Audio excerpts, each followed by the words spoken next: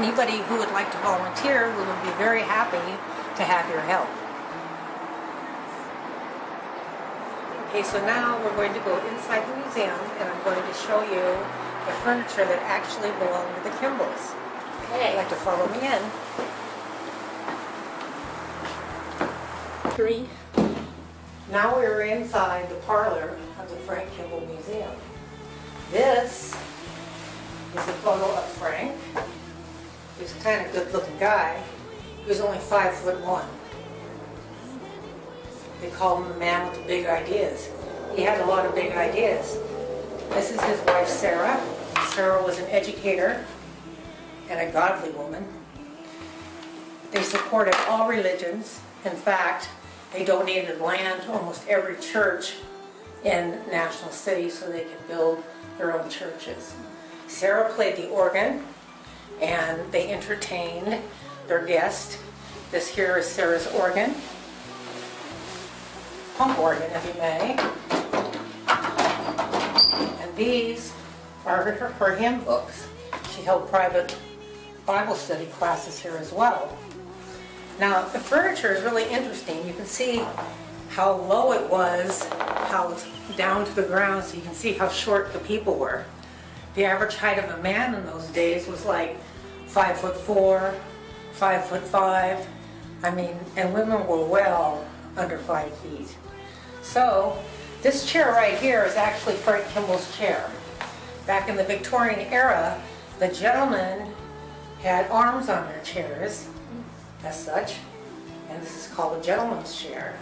And then here is Sarah's actual chair with no arms to accommodate the dresses. This furniture is called Eastlake.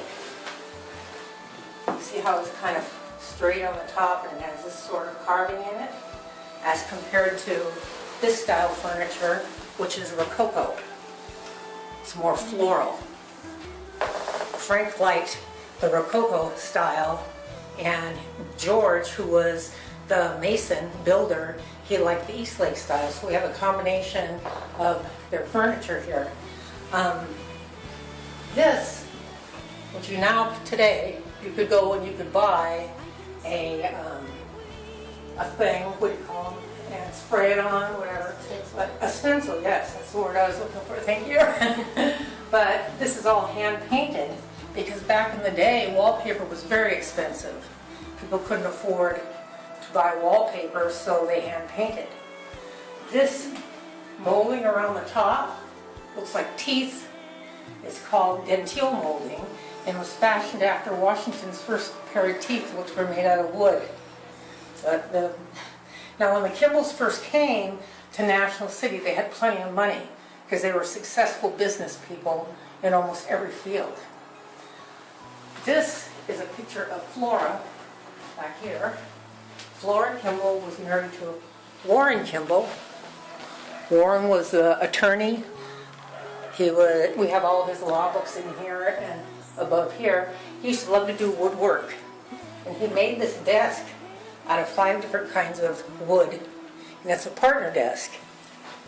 It has 2 chairs, 2 sides. So he and his wife Flora, they believed in togetherness. She was a writer. She wrote under men's names. Because back in the day, women were to be seen and not heard. In private, it was a different thing, I'm sure. But Flora wrote a lot of books, but she wrote them under surnames. There's only one book that she wrote under her own name. Warren Kimball, he actually wrote the first newspaper for the city of Coronado. So the Kimball started the citrus industry, and they built the wharf.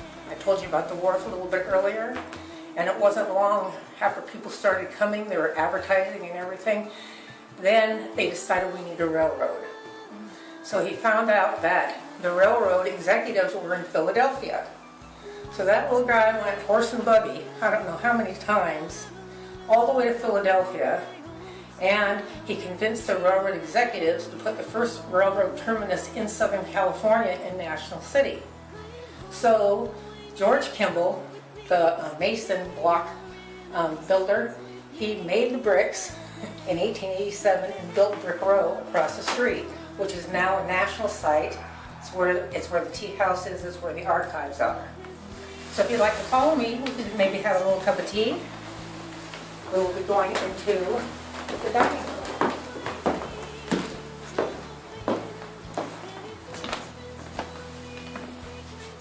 Here?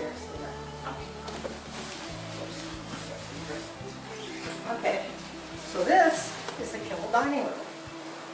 This table goes twice as big. We cut it down, we didn't cut it down, we removed the centerpiece because it took up the whole room. All these chairs you see behind me would fit around the table. On the west side of town, there are many streets named after presidents. Wilson, Harding, Coolidge, Roosevelt. Those are all presidential visitors who actually came to National City and stayed in this house. So they named those streets after those presidents. A lot of people don't know that. Also, it was the Kimballs who were responsible for the Navy being in San Diego, because the Kimballs owned all of Seaport Village, which was the waterfront, and the military needed access to the waterfront. So the Kimballs made a deal with them that they would help rebuild their wharf, which was starting to get eaten out by woodworms, and in exchange they could have access to our waterfront to bring the Navy to San Diego. So we have a very good relationship with the Navy, and it's because of that. A lot of people don't realize that's why we have such a special relationship with the Navy, because they started here in San Diego. Let me pour you a little tea. Thank you so much for the tea, Miss Lady Janice. I wanted to, you saw the beds earlier, because of ADA requirements, people do not go upstairs anymore, so we brought all of the original bedroom sets downstairs, and so people could enjoy seeing what the bedroom set looks like. Again, we are a nonprofit. We're always looking for volunteers. I am Lady Janice Martinelli of the National City Historical Society. This is strictly donation, so you can give your time, you can give us a little money, you can give us a tip, you can help at our events if you like to wear hats, and if you like to have tea parties, then you would especially be interested. And the men are interested too because of the depot.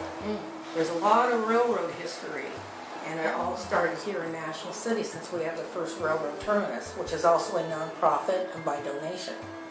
So thank you for coming.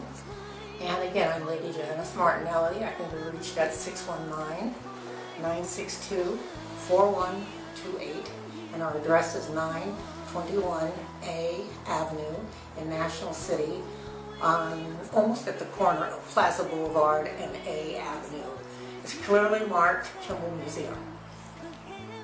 And this is Nadira Bray here with the president of the National City Historical Society. Thank you so much, Miss Lady Janice Martinelli. It was a pleasure learning so much. And so everybody come on down, volunteer, or take a tour. Now I've got you on tape doing that, so I'm going to expect to see you. I am. I'm going to be volunteering here because I love wearing hats. I love hats. I love dressing up. So I'll be here. Talk to San Diego, CBS 7. Come on down and just learn about this amazing history here in National City. And there's so much that I didn't know, so I can't wait to learn more and take a tour here myself.